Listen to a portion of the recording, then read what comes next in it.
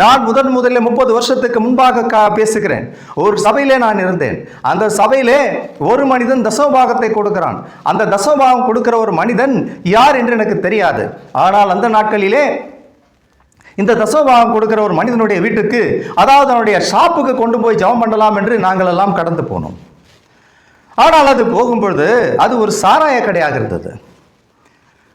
பிரியமான தேவஜனமே, இந்த மனிதன் தசமபாகத்தை கொடுக்கிறான் என்று சொன்னதுனாலே அவன் போய் அந்த சாராய கடையை அவன் ஆசீர்வதித்து ஜெபம் பண்ணுகிறான். பாருங்கள், இவன் ஒரு லேவியனா? இவன் லேவியன் இப்படிப்பட்ட காரியத்தை செய்வானா? தசமபாகத்துக்காக இப்படிப்பட்ட காரியத்தை செய்வானா? சற்று புரிந்து கொள்ளுங்கள். இப்படிப்பட்ட சாராய கடையில் இருந்து வருகிற உழைப்பெல்லாம் அது உழைப்பும் ஆகாது, அது லேவியனும் ஆகாது. அவன் ஆசீர்வதிக்கப்பட வேண்டும் என்ற ஒரு கட்டளையை பிசாசு ஏவி விட்டு இப்படிப்பட்ட ஆட்கள் இடத்திலே தசமபாகத்தை கொடுக்கிறான். இவன் என்ன செய்கிறான்? அந்த தசமபாகத்திலே குளிர், அதாவது எப்படி என்றால் ஏசி உள்ள கார். அவர் சொல்றார் 2 வருடத்தில் அவர் பேசினதை சற்றேன்னு கவனிகள். அவர் இப்பொழுது ஊழியத்தை தொடங்கினாராம். அடுத்த வருஷத்துல ஒரு வீடை கட்டுவாராம். ஒரு புது கார், லேட்டஸ்ட் வர காரை இறக்குவாராம். பிரியமான தேவஜனமே, இது ஆன்லைன்ல நான் கேட்டேன். நிச்சயமாக, அதாவது இந்த செய்தியெல்லாம் மக்களை வஞ்சிக்கிறதான ஒரு பிசாசினால வந்த செய்திகள்.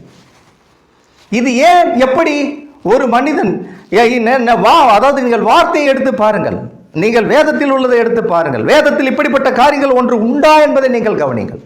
ஏன் இந்த கடைசி நாட்களில் கூட அநேக ஊழியக்காரரை நான் பார்த்திருக்கிறேன் ஐயா. எங்களுடைய செய்தியில் இருக்கிறவர்கள் வீட்டுக்கு கூட பணம் இருக்காதையா, வருகிறவர்களுக்கு பஸ்ஸுக்கு காசு கொடுத்து அனுப்புவார்கள். அவர்களுடைய தசமபாகமோ காணிக்கோ அதெல்லாம் அவங்களுக்கு கணக்கே கிடையாது. எல்லாத்தையும் எடுத்து விதவைகளுக்கும் எல்லாத்துக்கும் கொடுத்துட்டு அவங்க ஒன்றுமில்லாமல் நிற்கிற ஊழியக்காரரை நான் பார்த்திருக்கிறேன். ஆனால் அதெல்லாம் ஜென்னுனான ஊழியங்கள்.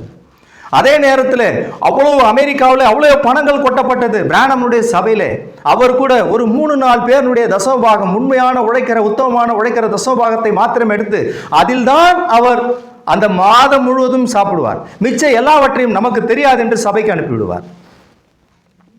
அவர்கள் ஆசீர்வதிக்கப்படட்டும், சபை வளரட்டும் என்ற ஒரு காரணத்தினாலே அனுப்பிவிட்டு விடுவார். ஏனென்றால் அவர்கள் கொடுப்பதை நாம் தடை செய்ய முடியாது என்பதற்காக அதை செய்து விடுகிறார். ஆனால் ஒரு லேவியன் என்ன செய்ய வேண்டும் என்றால், லேவியன் எது தேவையோ அதற்கு மாத்திரம் அவன் எடுத்துக்கொண்டு மிச்சத்தை எல்லாம் அவன் சபை வளர்ச்சிக்காக வைக்க வேண்டும், சபை வளர்ச்சிக்காக கொடுக்க வேண்டும். அதில் அவன் தொடக்கூடாது. ஆனால் இந்த நாட்களில் இருக்கிற ஜனங்களை, இந்த நாட்களில் இருக்கிற ஊழியக்காரர்களை நீங்கள் பார்ப்பீர்கள் என்றால்